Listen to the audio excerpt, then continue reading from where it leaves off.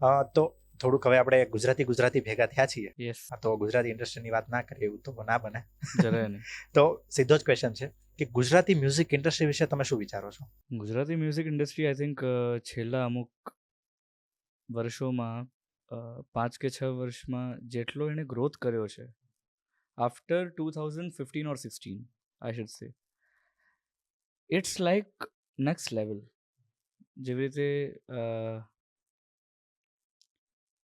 સાઉથના મૂવીઝમાં એક્શન જે રીતે it's famous for, mainly for action, action. Mainly for south action movie means action. Means action, yeah right. Absolutely.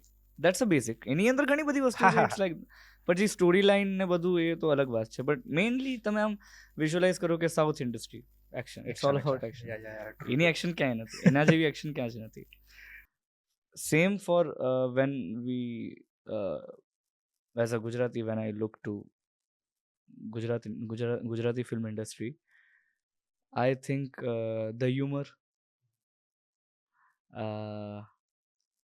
Songs, melodies, અને બહુ મ્યુઝિકલી બહુ જ rich થયું છે લાસ્ટ અમુક વર્ષોમાં. પહેલાં આટલું બધું અપીલિંગ નહોતું જેટલું, પણ હમણાં જે છે it's something on another level I should સે.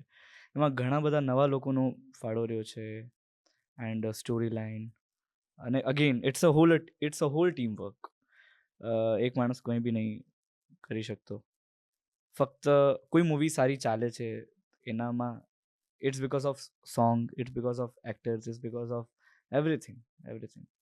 સો સ્ટોરી લાઇન તો પણ લુકિંગ ફોરવર્ડ કે આ એક નેક્સ્ટ લેવલ પર બી પહોંચે, બિકોઝ હજી અમુક લોકો ગુજરાતી ઇન્ડસ્ટ્રીને એવી જ રીતે વિચારતા હોય છે કે comedy comedy comedy comedy, but હજી સુધી એક ઇન્ટેન્સ કે એવું કોઈક કામ માટે I am also looking forward, because I am very eager for all this.